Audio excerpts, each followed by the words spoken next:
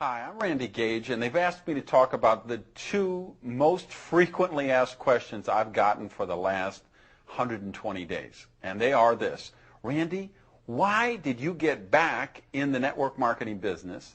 And question number two, of all the possible companies you could have joined, what made you decide to join Agel Enterprises? So let's begin with the first question. Why did I get back in the business? Well, to be honest, I never wanted to be out of the business. Frankly, 5 years ago, I was working as a distributor, growing a network, having the time of my life. I was excited. Bonus checks were going up. Leadership was coming in. Things were going amazing. And you know what happened? The company I was with went out of business. Another casualty of undercapitalization, which you see with startup companies all the time. So it wasn't that I wanted to leave the business. I didn't have a choice. So that happened 5 years ago. I've been out of the business a few years, but of course I've still been consulting, still been training people, doing my seminars, writing my books. And along the way, here's what happened. I've been working with some of the most top leadership people in the network marketing industry on a consulting basis.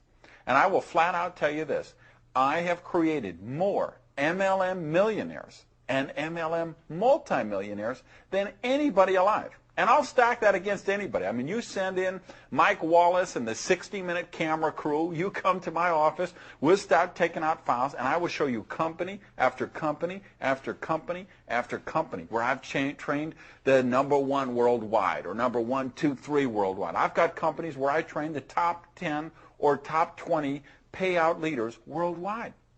So what's been going on? For these 5 years or so, I keep creating these millionaires, but I haven't been getting residual income on that, of course. And if you know anything about me, you know I think that's a crime against nature. So, of course, about 2 years ago, I really got over the hurt and the disappointment and the frustration of having that last company go out of business. And 2 years ago, I started looking, okay, where's a program for me? Where's a program I can build personally? Let me get back in the game and be sponsoring people personally and teaching them and training them and growing the network that I love to do so much.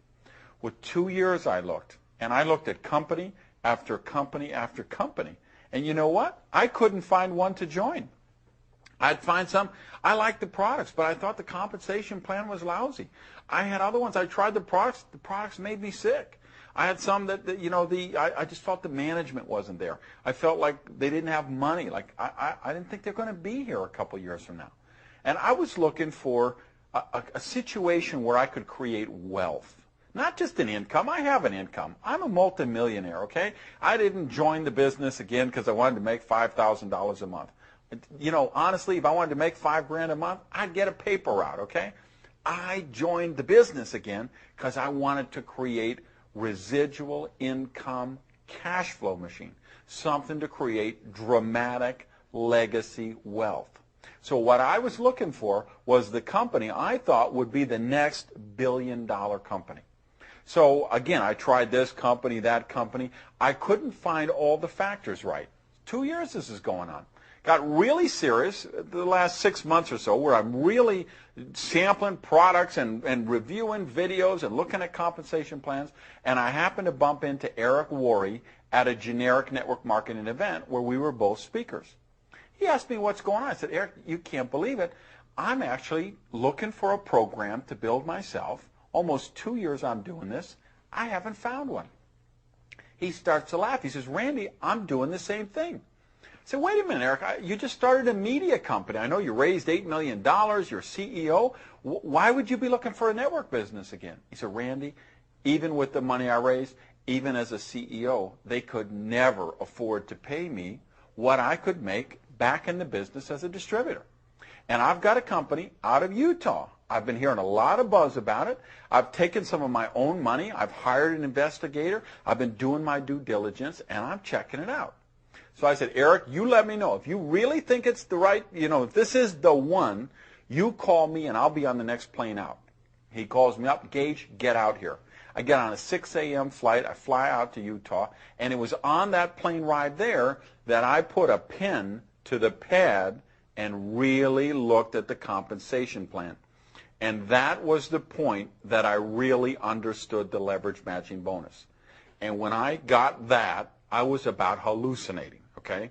But more about that in a minute. So I went out to Utah. I met Glenn Jensen. I met Craig Bradley. I met the CFO. I met the international guy. I met the national marketing guy. I met the guy for Japan and other countries. And I just said, I think this is the one. I loved the product story, and I started looking at all the equations. Does this have what it takes to be the next billion-dollar company? Because here's what I think it's very important you understand if you're looking to create wealth. Let's. One of the things Eric likes to talk about is the categories you can put companies in, and I kind of follow his lead. I'd put them into 4 different categories here, 4 buckets. Let's call them. Bucket number 1 is the airplane game and the chain letters and the pyramids and the travel cards and the gas cards. Okay, those things are the schemes. Nobody who's serious is going to pay any attention to them. So throw bucket number 1 out the window. Bucket number 2 is the big guys, the old school guys, the Amway and the Herbalife and the New Skin and the Shackley. You know what? Good companies, solid people, solid companies. They've been around forever. I think they'll be around forever. I have nothing bad to say about those companies. However, I didn't join them myself personally. Why? Because I think in a mature company like that, I believe you can create an income, but you can't create wealth. You know, I don't believe Mark Yarnell could join New Skin today and build a $300,000 a month bonus check. I mean, I think the ship has sailed on that. That's just my opinion, but I think in a mature company, if you say, hey, I want to get in the business and build a nice check, a bonus check of $5,000 or $10,000 a month, I think you can do that with a category number 2 company. But again, that isn't what I was looking for. Now, category 3. This is the bucket of companies. They've been around a while. They might be here 10 years, 15 years, but they never really hit it big for whatever reason. And of course, they still tell their distributors, yeah, we're 12 years old and we haven't even hit exponential growth yet. But the truth is, they're not going to. If they were going to hit it, they would have done it already. Okay, company just doesn't languish around for 15 years and then all of a sudden hit exponential growth. That doesn't happen. So, and there's a million reasons why it doesn't happen. Maybe the products don't have traction, comp plan is not well, they don't have strong management, it's just the wrong product at the wrong time. I mean, there's just a gazillion reasons that could stop that from happening. Obviously, I didn't want to be in a bucket 3 company because there's no wealth to be created there.